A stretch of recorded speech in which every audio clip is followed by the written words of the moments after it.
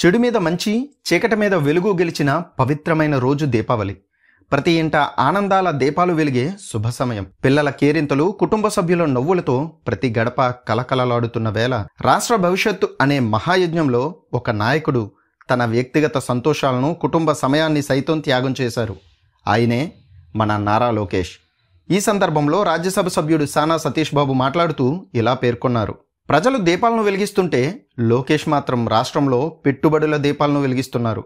నిరుద్యోగం అనే చీకటిని తొలగించడానికి ఆయన ఆస్ట్రేలియా గడ్డపై అహర్నిశలు శ్రమిస్తున్నారు. కుటుంబం నుంచి దూరంగా పండుగ రోజును కూడా ప్రజల కోసం కృషి చేయటం ఆయన అంకిత భావానికి నిదర్శనం. ముఖ్యమంత్రి చంద్రబాబు నాయుడు గారి విజన్ను నిజం చేయటానికి లోకేష్ గారు ఒక సైనికుడిలా పనిచేస్తున్నారు. ఆస్ట్రేలియాలోని సిడ్నీ, మెల్బోర్న్, కాన్బెర్రా నగరాల్లో HSBC bank CEO Antony Shaw, Woolworths group, Macquarie group, Austrade అధికారులతో కీలక సమావేశాలు నిర్వహించడం ద్వారా ఆంధ్రప్రదేశ్ పెట్టుబడుల రంగంలో కొత్త వెలుగులు నింపుతున్నారు. కేవలం 16 నెలల్లోనే 10 లక్షల కోట్లకు పైగా పెట్టుబడులు సాధించడం, విశాఖను డేటా సిటీగా మార్చడం, తూర్పు గోదావరి నుంచి అనంతపురం వరకు మ్యానుఫ్యాక్చరింగ్ మరియు టెక్ హబ్లను నెలకొల్పాలన్న సంకల్పం, ఇవన్నీ ఆయనలో ఉన్న స్పష్టత, పట్టుదలకి ఉదాహరణలు. కుటుంబ బంధాల కన్నా రాష్ట్ర ప్రయోజనాలే మిన్నా అని భావించే ఇలాంటి నాయకుడు మనకు ఉండటం నిజంగా మన అదృష్టం. లోకేష్ గారి అంకిత భావం, పట్టుదల తెలుగుదేశం పార్టీలో ప్రతి నాయకుడికి